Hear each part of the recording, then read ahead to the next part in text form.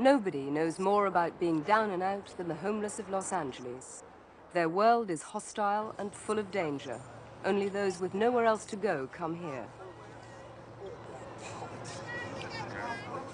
Skid Row has always been the meanest of mean streets, a place of shattered lives and broken dreams, where there's nothing to do but carry on living, and despair has become a way of life. For people with no prospect of escape, alcohol offers the chance of oblivion. It's a well-traveled route into the few shops willing to serve those to whom most doors are closed. Moving on down, let's go. Los Angeles affords little hospitality to its dispossessed. Comparisons are proverbially odious, and never more so than in this city. Just a few blocks away, there's a very different kind of landscape, shaped by wealth and extravagance, instead of misery and neglect.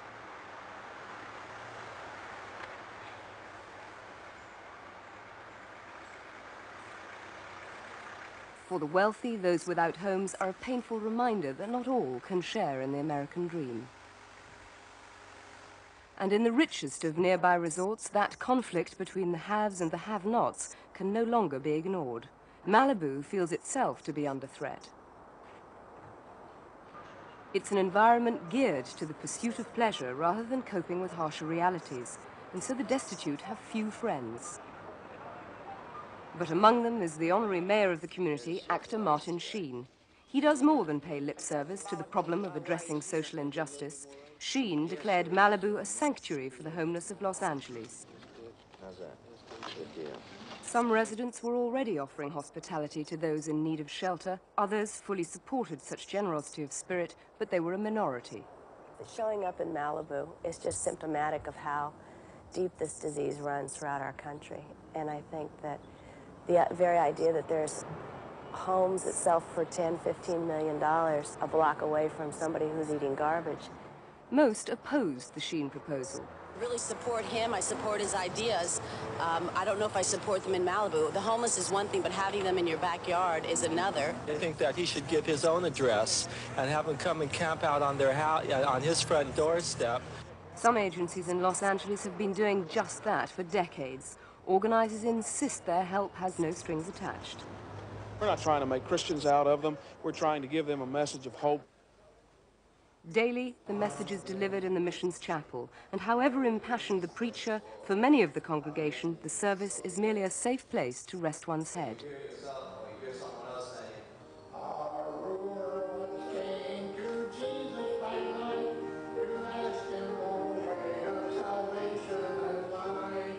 It's a rough life on the street. You walk day and night. You're interested in your own well-being, your own health. You're interested in somebody going to hit you over the head, they're going to rob you or jackroll you, and you stay awake. And when you get into a situation like a chapel service and you trust the people that are running it, you kind of relax and take it easy and you fall asleep. And at least some rewards come in this life rather than the next. In return for their attendance, the worshippers receive more tangible comfort. But however well-intentioned, charity has its limitations. For many, such temporary relief offers no permanent solutions to the causes of their hunger and privation. After the prayers and the food, there is no salvation awaiting them, only the street. And the number of hostels, whether humble or impressive, are indicative of the scale of the crisis. If it was a medical problem, I bet we would call it an epidemic, but it's a social problem, and we call it intractable. Such schemes have influential supporters concerned that city officials are sympathetic to the homeless, especially the police. They are to be sensitive to the people there, that they're not to simply shuffle them off just because they're standing around or lying around. Out on the streets, it's a different story.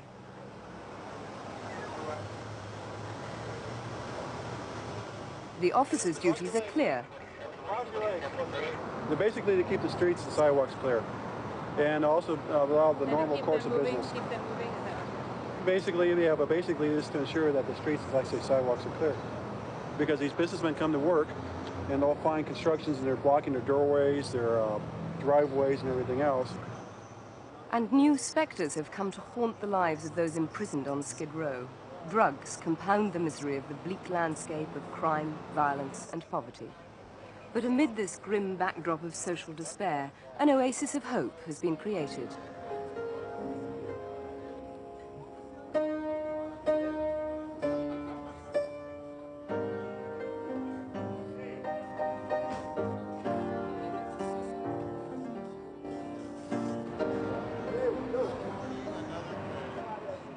In the center known as Another Planet, the homeless have made an alternative world. A world without drugs or drink or guns, where life has a purpose and the people have a future. No longer estranged and isolated from the rest of society, every morning they produce their own breakfast time program. Newly elected president Alfredo Cristiano, who is also a millionaire businessman, was nominated to temper the extremist image of his righteous nationalist Republican alliance known as ARENA. Come take a good look. The party's not over yet. He won't last another day. What do you bet? Terrific, you know. Very terrific. Very inspiring. Basketball, Channel 2, 6 p.m. today. Detroit and Chicago play tonight. The center was born of the dream of one woman. 3-2. They would say they have to play it like it's game 7.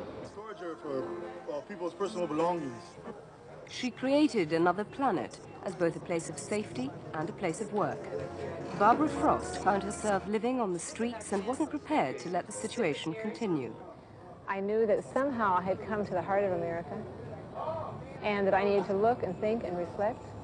And everything in my being said that this was no way for anybody to be living. There was absolutely no reason for it, and that something had to be done. And that something was Another Planet. We've got to cross through this invisible barrier that keeps this place in thrall, both coming in and going out, and make this once more a natural place where people come and go as they please, where wonderful things are happening. And it's a part of the downtown Los Angeles. As long as this area exists, the downtown of Los Angeles is very sick. But the authorities have not welcomed the experiment in self-help. An eviction notice has placed the project under threat. Those long denied a place in Los Angeles could soon find themselves in search of shelter again. But the occupants of Another Planet are determined to fight for their sanctuary and are convinced they'll somehow win. Yeah, they're gonna make it. One way or another, they're gonna make it. And with a little help from their friends, they might. An arts festival at the center demonstrated that they're not alone in their battle for survival. The creative spirit of Another Planet has transformed lives and rescued people from the desolation. There's a lasting testimony to these principles. One wall of Skid Row will never be the same again. The artist is aware of its significance. It makes them feel that they're a part of something, you know, something positive as opposed to something seriously negative. But not all passers-by respected his work. His reaction to the vandalism was understandable. Broke my heart. But the inhabitants of Another Planet have shown that they will never accept such defeats, and one day their mural will be restored. You know, it'll give me something to do over the summertime, you know what I'm saying? It had to give me something to do. I want to show the world that homeless people aren't necessarily worthless. They're just homeless.